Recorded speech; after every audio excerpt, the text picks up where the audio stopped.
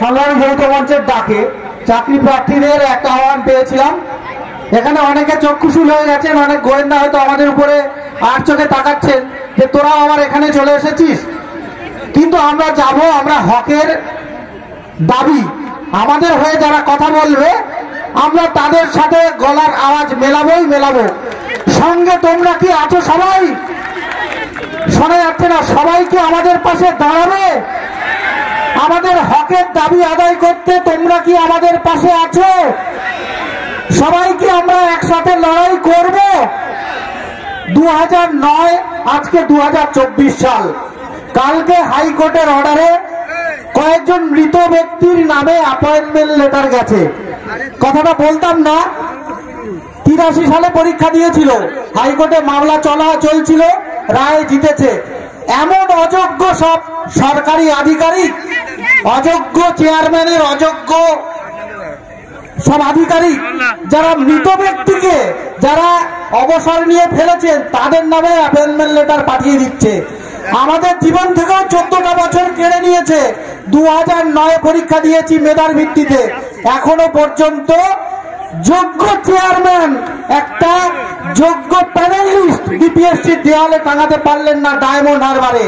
রাতের অন্ধকারে চেয়ারম্যান বালিগঞ্জ থেকে টেনে লরি ভর্তি করে মাল ফেলে দিয়েছে কোথায়? ডায়মন্ড হারবারে জলে। তারপরে বলছে মানিকবাবু জেলে, পার্থবাবু জেলে, আমাদের শিক্ষামন্ত্রী জেলে। বর্তমান যে শিক্ষামন্ত্রী ফুটপাত শুটিং এ ব্যস্ত, ছেলে মেয়েদের ডেপুটেশন উনি নেবেন না, ধরে লালবাজারে অ্যাটাক করছেন, ধরে বিধাননগর থানায় ঢুকিয়ে দিচ্ছেন। মুখ্যমন্ত্রী খেলা মেলা উদ্বোধনে ব্যস্ত, আমাদেরকে পুলিশ এক গ্লাস জলও দেয়নি, কালকে অ্যারেস্ট করেছিল বিধাননগরের ওই বই মেলার সামনে থেকে। এটা আমাদের কাছে লজ্জা, আমাদের ভবিষ্যৎ প্রজন্মের কাছে এটা আমাদের মুখ দেখাতে লজ্জা করছে। কত গরিব মেধাবী বেকার যুবক ছেলেরা আজও রাস্তায়। একটা মেয়ে নেওয়া হয়েছে এসএলএসটির, 2009 একটা ছেলে মারা গেছে। এত হাজার হাজার দিন আন্দোলন করেও আমরা যেন হাঁপিয়ে গেছি। আমাদের বলতেও ইচ্ছে করছে, রাজা তোর কাপড় কোথায়?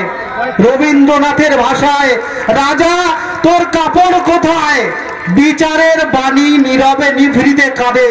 বিচারপতিরাও যেন আমাদের প্রতি আমরা যেন অসহায়, আমাদের মৃত্যুবরণ করতে ইচ্ছা করছে। স্বেচ্ছা মৃত্যুর অনুরোধ জানাচ্ছি সেই বুদ্ধিজীবী মানুষের কাছে, আদালতের কাছে, সমস্ত মানুষের কাছে, আমাদের বাঁচতে দাও।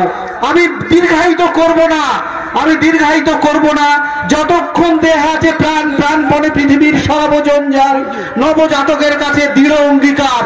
শেষ একটা আবৃত্তি করব বীরেন্দ্র চট্টোপাধ্যায়ের, যেহেতু আমাদেরকে বলছে খুব সংক্ষিপ্ত। আমরা আমাদের হকের দাবি আমাদের। আরেকটা কথা, ডিএ মঞ্চের ক্ষেত্রে আমি ভাস্করদাদের জন্য বলবো, মুখ্যমন্ত্রী বলছেন নাকি অপশনাল, তা ডবল করে দিক না উনি। এটা তো নিজের ইচ্ছায় ডবল করে দিতে পারেন, বিহারকে হারিয়ে অন্য রাজ্যকে হারিয়ে ডিএ তো ডবল করে দিতে পারেন। অপশনাল যদি হয় ডবল হবে, অপশনাল হলে হবে না এরকম তো নয়। আর চাকরি প্রার্থীদের ক্ষেত্রে যারা টাকা দিয়ে দুর্নীতি করে এখনো পর্যন্ত স্কুলে যাচ্ছে, হাইকোর্টের অর্ডার থাকা সত্ত্বেও কোনো স্টে নেই, ডিভিশন বেঞ্চের অর্ডার মানছে না, যোগ্য অযোগ্য চেয়ারম্যান একটা লিস্ট প্রকাশ করছে না, যোগ্য ছেলেদের স্কুলে পাঠাচ্ছে না। তাই আন্দোলন হবে আরো জোরদার, আরো বৃহত্তর। যতক্ষণ রক্ত শেষ বিন্দু থাকবে ততক্ষণ এই লড়াই চালাবো। মুখ্যমন্ত্রী শিক্ষামন্ত্রীকে ডেপুটেশন নিতেই হবে, এটা আমাদের দাবি, আমাদের ন্যায্য অধিকার। আমাদের বাবা মায়ের মুখের হাসি ফোটাতে চাই। অনেকে বলছেন না, অনেকে হাসছেন টিভি দেখে, অনেকে বলছেন চপ বিক্রি করছি। মুখ্যমন্ত্রী শিখিয়েছেন রাজভবনের সামনে বিনা কোর্টের অর্ডারে যদি অভিষেক ব্যানার্জি ধর্ণা দিতে পারে, তাহলে চাকরি প্রার্থীদের কেন টেনে হিঁচড়ে লালবাজারের অন্ধকারে লুকিয়ে রাখা হচ্ছে না খাইয়ে? আর ওই প্রিয়রঞ্জন দাস মুন্সিনাকে খাদ্যমন্ত্রীর পচা চাল খাওয়াচ্ছে আমাদেরকে। চাকরি প্রার্থীদের এক গ্লাস জল একবার পেট ভরে জেলে খাবারও দিতে পারে না। আমরা কোন রাজ্যে বাস করছি? তাই এ লড়াই আমাদের চলবে। নিয়োগ যতক্ষণ না দেবে ততক্ষণ আমরা পড়ে থাকবো। 2009 থেকে যদি সংগ্রাম চালিয়ে যেতে পারি 24 সাল পর্যন্ত, তাহলে জীবনের শেষ দিন পর্যন্ত লড়াই চালিয়ে যেতে পারবো। সঙ্গে আছেন?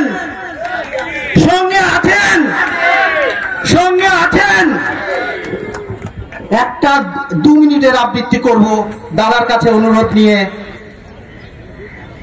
কবি বীরেন্দ্র চট্টোপাধ্যায়ের একবার মাটির দিকে তাকাও, এখনো রাত শেষ হয়নি, অন্ধকার এখনো তোমার বুকের ওপর কঠিন পাথরের মতো, তুমি নিঃশ্বাস নিতে পারছো না, মাথার উপর একটা ভয়ঙ্কর কালো আকাশ এখনো বাঘের মতো থাবা উঁচিয়ে বসে আছে, তুমি যেভাবেই পারো ওই পাথরটাকে সরিয়ে দাও আর আকাশের ভয়ঙ্করকে শান্ত গলায় জানিয়ে দাও যে তুমি ভয় পাওনি।